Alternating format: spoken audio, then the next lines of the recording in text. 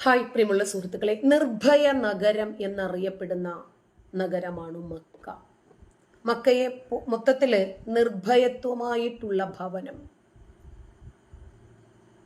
ബൈത്തുൽ അംന്, നിർഭയ വീട്, നിർഭയ ഗൃഹം. അവിടെയെങ്കിലും പഠിച്ചോന് എന്തെങ്കിലും റോളുണ്ടോ? അദൃശ്യജ്ഞാനിയാണ്, എല്ലാം അറിയുന്ന പഠിച്ചോനാണ്, എല്ലാ അദൃശ്യങ്ങളും അറിയാം, നീതിമാനാണ്, കാരുണ്യവാനാണ്, കരുണാനിധിയാണ്. ഈ തള്ളല്ലാതെ എന്തെങ്കിലും ബാക്കിയുണ്ടോ നിങ്ങൾക്ക്? പടച്ചോൻ എന്ത് റോളാണ് മക്കയിലുള്ളത്? മക്കയിലേക്ക് ഒരു പക്ഷിയെങ്ങാനും പറന്നു കയറിയാൽ ആ പക്ഷിയെ പോലും ഒന്നും ചെയ്യരുത് എന്ന് കൽപ്പിച്ച പ്രവാചകൻ. നമ്മളൊന്ന് പ്രാർത്ഥിച്ചാൽ മതി പടച്ചോനോട്. വായുകൂടാതെ ഉത്തരം നൽകും പടച്ചോൻ. ചോദിച്ച് വായടയ്ക്കുന്നതിന് മുമ്പ് മസ്തജാബൂലക്കും, നിങ്ങൾ ചോദിച്ചാൽ ഒട്ടനട്ടി നിങ്ങൾക്ക് ഉത്തരം റെഡിയാണെന്ന്. മക്കയെ കുറിച്ചിട്ട് അങ്ങനെയാ പൊതുവെ പറയാറുള്ളത്, ഒട്ടനെ ഉത്തരം ലഭിക്കുന്ന സ്ഥലമാണെന്ന്.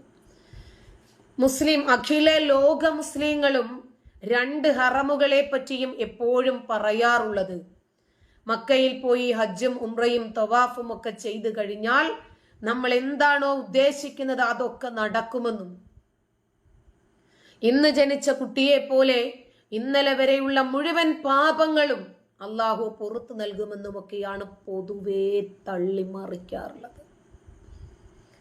നമ്മൾ എന്തുദ്ദേശിച്ചാലും ആഗ്രഹിച്ചാലും ഒക്കെ നടക്കുമത്രേ. ഇതൊക്കെ പടച്ചോനോട് ചോദിച്ചിട്ട് സാധാരണഗതിയിൽ എല്ലാം ഇരുന്ന് കുടിക്കണം. ലാ തഷ്റബന്ന അഹദുക്കും കായിമൻ എന്ന പ്രവാചകൻ പഠിപ്പിച്ച നിങ്ങൾ നിന്ന് കുടിക്കരുത്. പക്ഷേ സംസം വെള്ളം നിന്ന് കുടിക്കണം അത്രേ. മക്കളില്ലാത്തവർക്ക് ഗർഭമുണ്ടാകും, സുഖമില്ലാത്തവരുടെ അസുഖങ്ങൾ മാറിക്കിട്ടും, കാഴ്ചയില്ലാത്തവർക്ക് കാഴ്ച കിട്ടും. ഹറമിൽ വെച്ച്, മസ്ജിദുൽ ഹറമിൽ വെച്ച് അന്ധരായിട്ടുള്ള എത്രയോ ആളുകൾക്ക് കാഴ്ച കിട്ടിയ വാർത്തകളാണ് നമ്മൾ മാധ്യമങ്ങളിലൊക്കെ വായിച്ചത്, കണ്ടത്. സംസാരശേഷിയില്ലാത്തവർ ഹറമിൽ വന്ന് സംസാരിച്ചു. ഇതൊക്കെ വാർത്തകളിൽ കണ്ടിട്ടുണ്ട്. അല്ല, ആശുപത്രികളൊക്കെ അടച്ചു പൂട്ടിയിട്ട് ആ ഹറമിന് ചുറ്റും രോഗികളെ കൊണ്ട് നിറച്ചാ പോരെ? എത്ര ലക്ഷം കോടി രൂപയാണ് ഓരോരുത്തര് ഈ കാഴ്ച കിട്ടാനും കേൾവി കിട്ടാനും സംസാരം പോയിട്ടും ആരോഗ്യ സംബന്ധമായിട്ടുള്ള പ്രയാസങ്ങൾക്കുമൊക്കെ ചെലവഴിക്കുന്നത്. കൊറോണ കാലം വന്ന സമയത്ത് ഈ അത്ഭുത പ്രവൃത്തികളുടെ വാർത്തകളൊക്കെ മുങ്ങിപ്പോയി. കൊറോണ വന്നപ്പോൾ പടച്ചവനും നിഷ്ക്രിയനായിപ്പോയി. ഒന്നും ചെയ്യാൻ പടച്ചവന് പറ്റിയില്ല. പടച്ചോൻ വിചാരിച്ചതിനേക്കാൾ ഏറെ കൊറോണ പടച്ചോനെ അങ്ങ് നിശബ്ദനാക്കി. പടച്ചോനെ മൊത്തത്തിൽ കൊറോണ അങ്ങ് ലോക്ക് ചെയ്തു. കൊറോണ വന്ന സമയത്താണ് ശരിക്കും പറഞ്ഞാൽ പടച്ചോന്റെ കഴിവ് ജനങ്ങൾ മനസ്സിലാക്കിയത്. പടച്ചോൻ ഒളിവിൽ പോയി. മറുപടി പറയേണ്ട ഇവരോടൊക്കെ. ചില രാഷ്ട്രീയക്കാരൊക്കെ ഒളിവിൽ പോകുന്നത് പോലെ മൂപ്പരുടെ വസതിയാണ്. ടിയാന്റെ വസതിയിൽ പോലും ടിയാന് റോളില്ലാതെ ആയിപ്പോയി. നമ്മൾ പ്രതീക്ഷിച്ചതുപോലെ തന്നെ കൊറോണ കഴിഞ്ഞപ്പോൾ കക്ഷി ഒളിഞ്ഞു നോക്കി പതിയെ വീണ്ടും വന്ന സ്ഥാനം ഉറപ്പിച്ചു. ഞാനൊരു ഖുർആൻ വചനം നിങ്ങളോട് പറഞ്ഞു തരാം. അബൂ ത്വാലിബിന്റെ വിഷയത്തെ സംബന്ധിച്ചിട്ട് ഒരു വചനമുണ്ട് ഖുർആനിലെ. നോക്കണേ, 9-ാം അധ്യായമായ അത്തൗബ, അതിലെ 113-ാമത്തെ വചനമാണ് നമ്മൾ നോക്കാൻ പോകുന്നത്. കണ്ടില്ലേ? അതിൻ്റെ അറബിയാണ് ഫസ്റ്റ് കിടക്കുന്നത്. സ്ക്രീൻഷോട്ട് എടുക്കാൻ ഞാൻ കള്ളം പറയുവാണെങ്കിൽ ആ വചനം നോക്കൂ.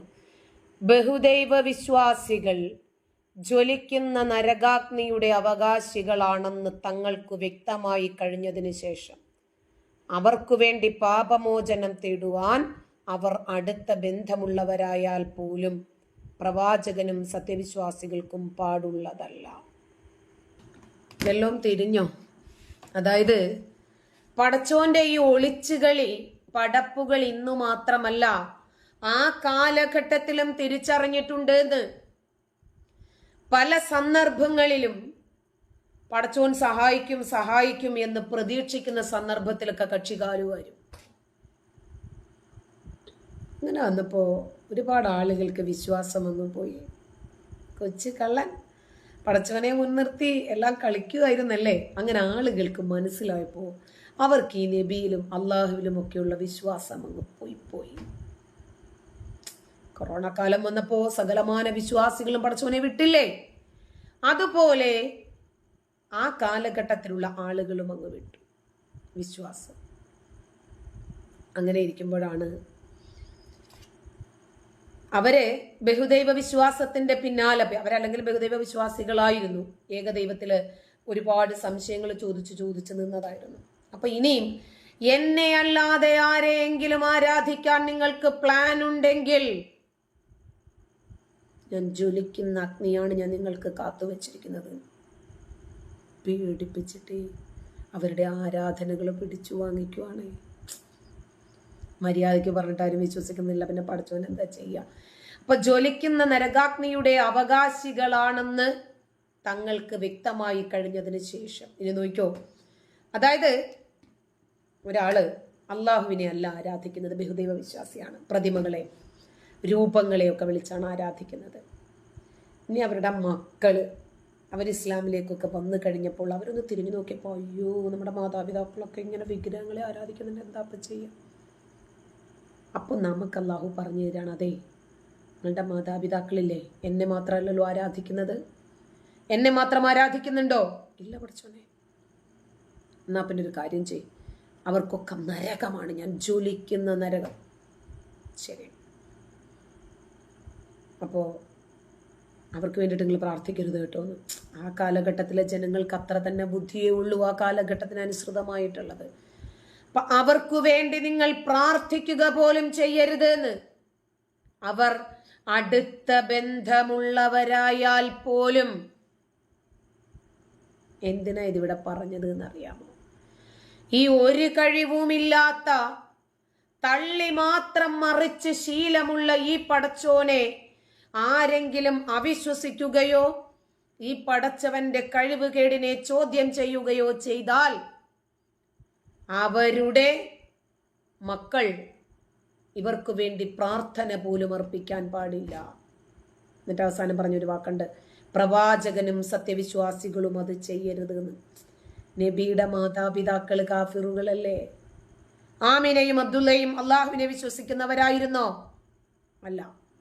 അപ്പൊ അവരും നരകത്തിലാണ്, അവർക്ക് വേണ്ടി പ്രവാചകൻ പ്രാർത്ഥിക്കാൻ പാടില്ല. നോക്ക്, മാതാപിതാക്കളെ വരെ വെറുക്കാൻ പഠിപ്പിക്കുന്ന ഇസ്ലാം, മാതാപിതാക്കളെ വിശ്വാസത്തിന്റെ അടിസ്ഥാനത്തിൽ അകറ്റി നിർത്താനും അവരോട് വെറുപ്പ് അവസാനം വരെ കാണിക്കാനും മരണശേഷവും അത് തുടരാനും പഠിപ്പിക്കുന്ന ഒരു കാരുണ്യവാനായിട്ടുള്ള പടച്ചോനെ വിമർശിക്കുമ്പോൾ നിങ്ങൾ എന്നെ ഇനി എന്ത് ചെയ്താലും എനിക്ക് പ്രശ്നമില്ല, ഇത് ജനങ്ങൾക്കൊന്ന് ബോധ്യപ്പെടുത്തി കൊടുക്കുക എന്നത് എൻ്റെ ധർമ്മമാണ്.